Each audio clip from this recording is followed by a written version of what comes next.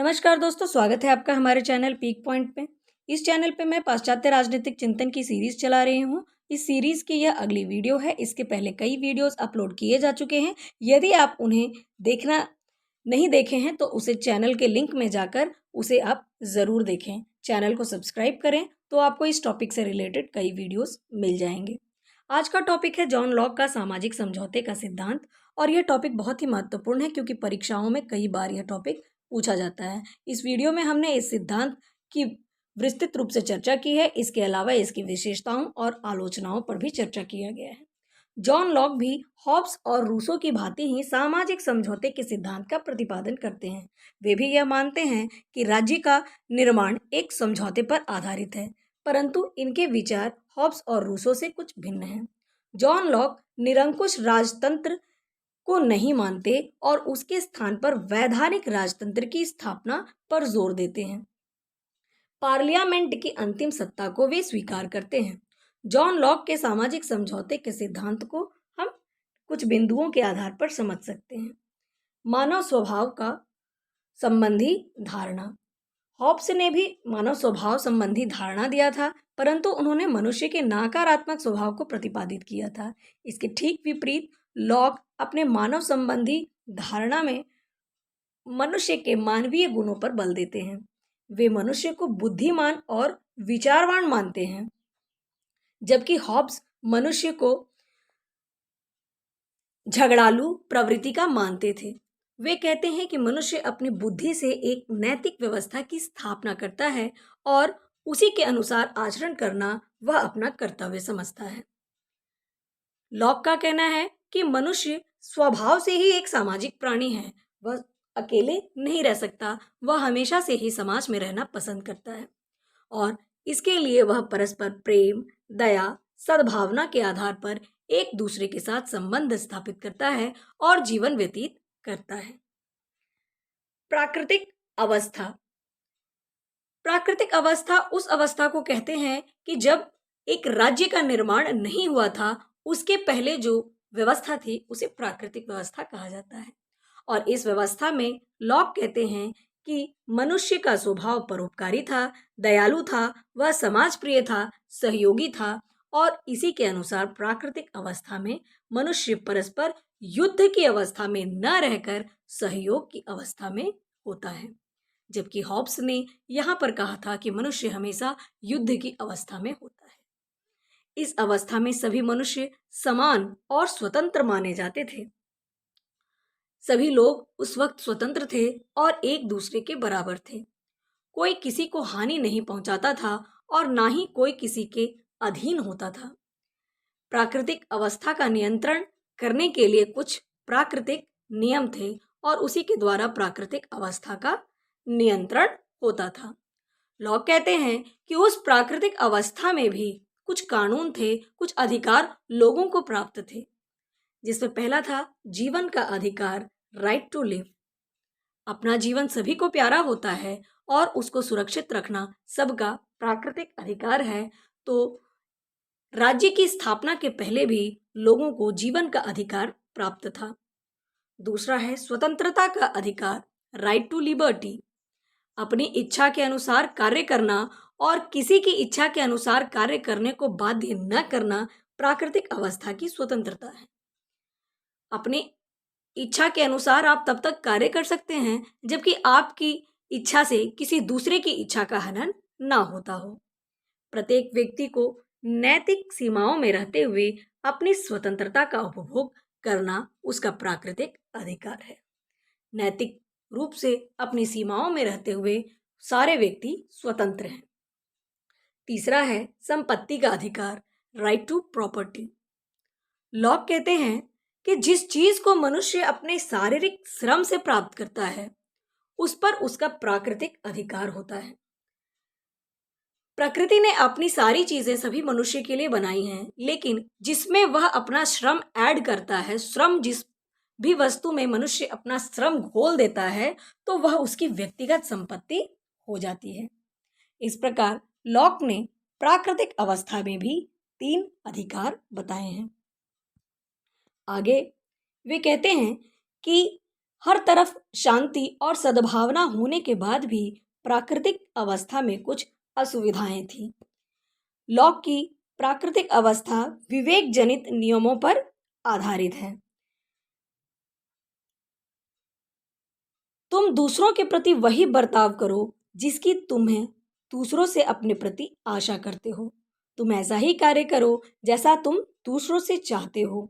यह एक स्वर्ण युग की अवस्था थी।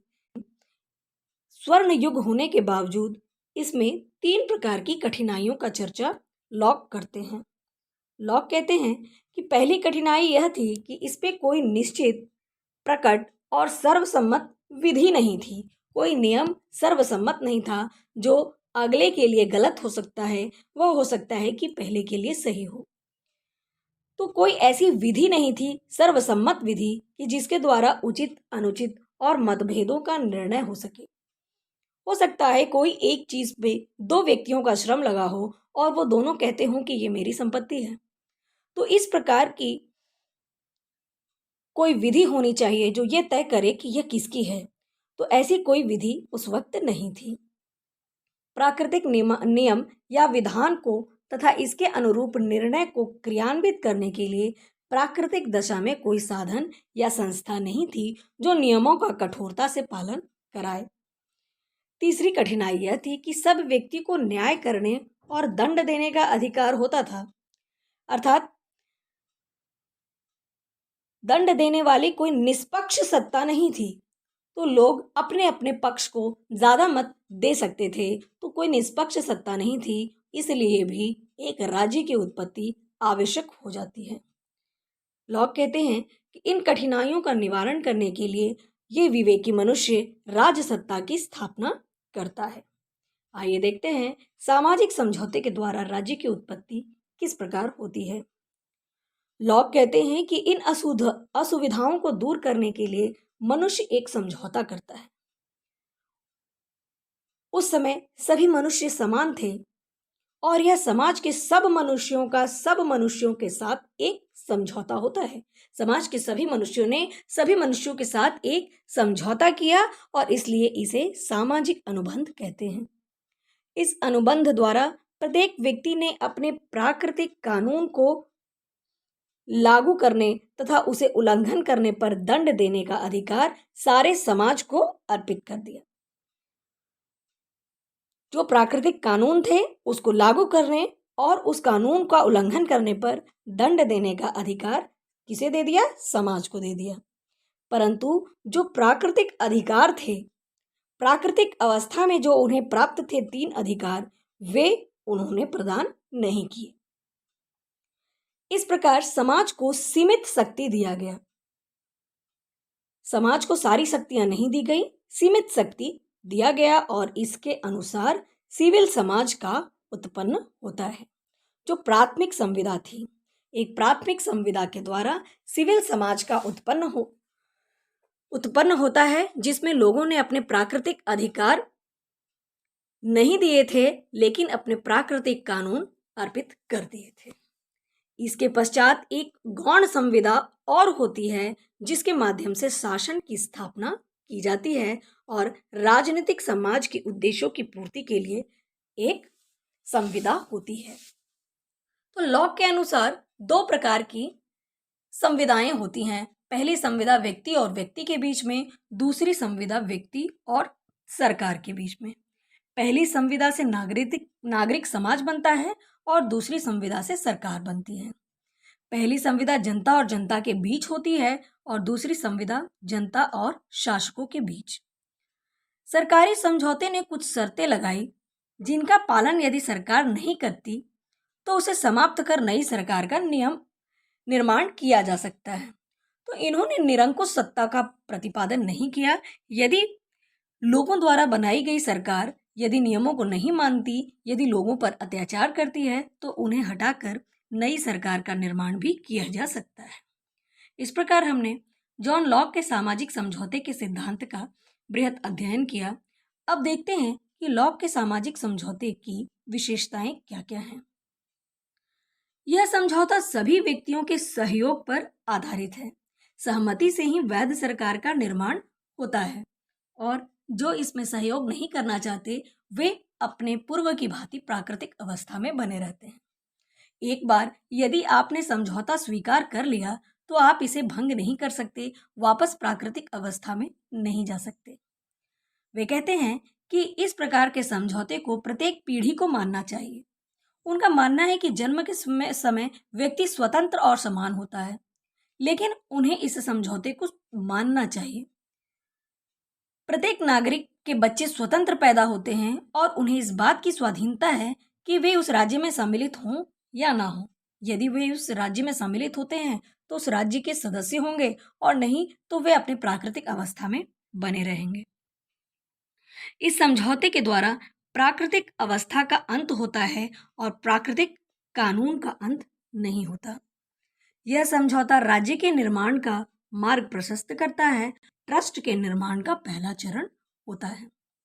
लॉक के इस सामाजिक समझौते के सिद्धांत की कई विद्वानों ने आलोचना भी की है।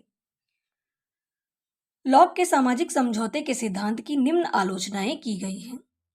लॉक ने बार बार मूल समझौता शब्द का प्रयोग किया है, लेकिन इसके अर्थ को वे स्पष्ट नहीं कर पाते। इसलिए वाहन और सेबाइन महोदय कहते हैं कि लॉक के अनुसार दो समझौते हुए हैं। एक के द्वारा प्राकृतिक अवस्था को समाप्त किया गया और राज्य बनाया गया और दूसरे के द्वारा सरकार की स्थापना की जाती है। उनके समझौते संबंधी विचार सुस्पष्ट और तर्कसंगत नहीं प्रतीत होते। इसलिए कुछ विद्वान कहते हैं कि दो प्रकार के समझौते हैं और जबकि कुछ विद्वान कहते हैं कि नहीं, सिर्फ एक ही समझौता हुआ है। लॉक ने समझौते का आधार सहमति बताया है। लॉक कहते हैं कि यह समझौता सहमति के आधार पर होता है, लेकिन इतिहास में कई राज्यों के उल्लेख हमें मिलते हैं जो कि बल और शक्ति के आधार पर बने और नष्ट भी हो गए हैं। लॉक एक और समझौते को सर्वसम्मति से संपन्न करते हैं और दूसरी ओर बहुमत के सिद्धांत का समर्थन करते हैं। एक और वे कहते हैं कि समझौता सर्वसम्मति से संपन्न होता है और वहीं दूसरी ओर बहुमत की भी बात करते हैं, तो उनके विचारों में विरोधाभास पाया जाता है।